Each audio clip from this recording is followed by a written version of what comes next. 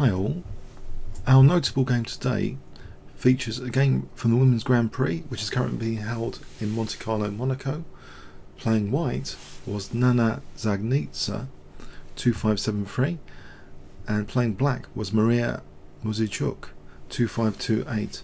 Let's have a look at this game.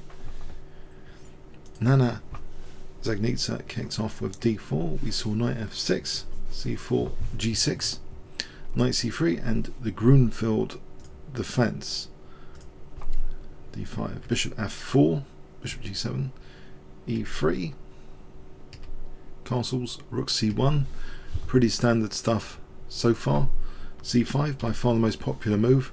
d takes, and now bishop e6, holding that d5 pawn. White played knight f3, knight c6. Still quite well trodden path. The most popular move here is bishop e2. Maybe that's the most stable, most reliable.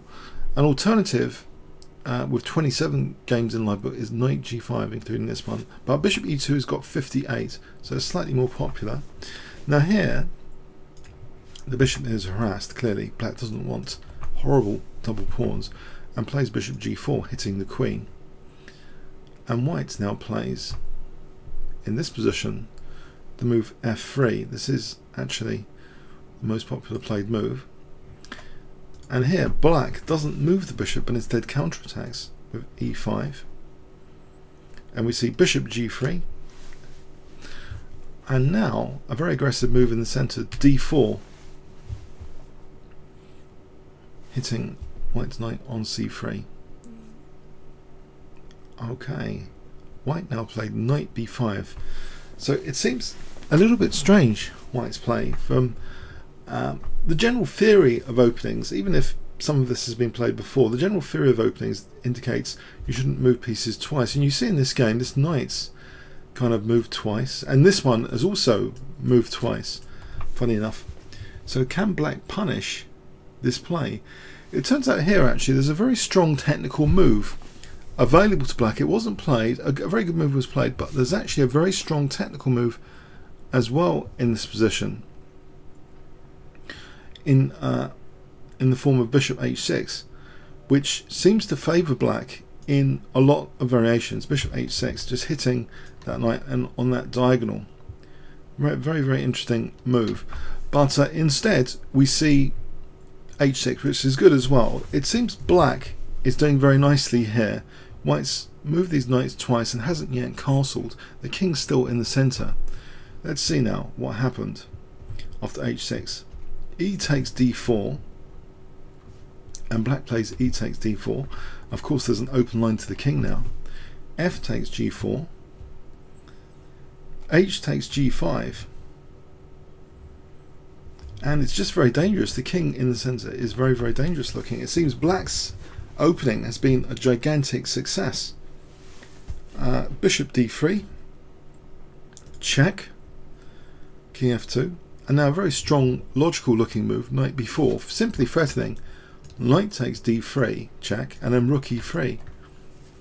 Very, very dangerous looking indeed.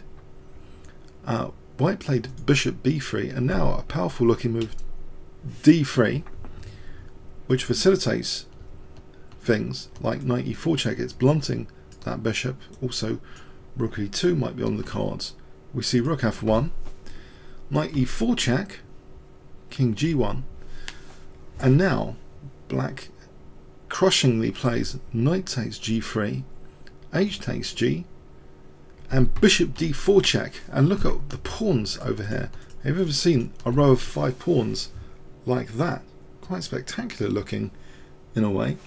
But can this actually be good for white to have treble pawns here like this? I mean, I know black's got double pawns, but after bishop d4, in fact, white resigned. It looks very big trouble after rook f2. Rook e2 looks very troublesome, for example. And on king h2, there's a very strong move here for black. Can you spot it? If you were playing black in this position, there's a very strong attacking move, exploiting actually this wall of pawns, the lack of king mobility. What would you play here with black? If I give you 5 seconds starting from now.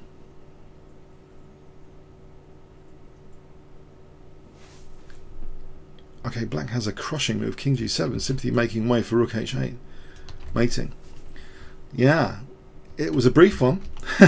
Bishop d4 check. Mariya Muzychuk is doing very well in this tournament so far. Maybe she's one of the favourites actually. She's a very dangerous, aggressive, dynamic player. So this was quite a crush with the black pieces. So I thought I'd show you it. So this Women's Grand Prix has got some very exciting games promised for us over the next few days. Hope you enjoyed this one.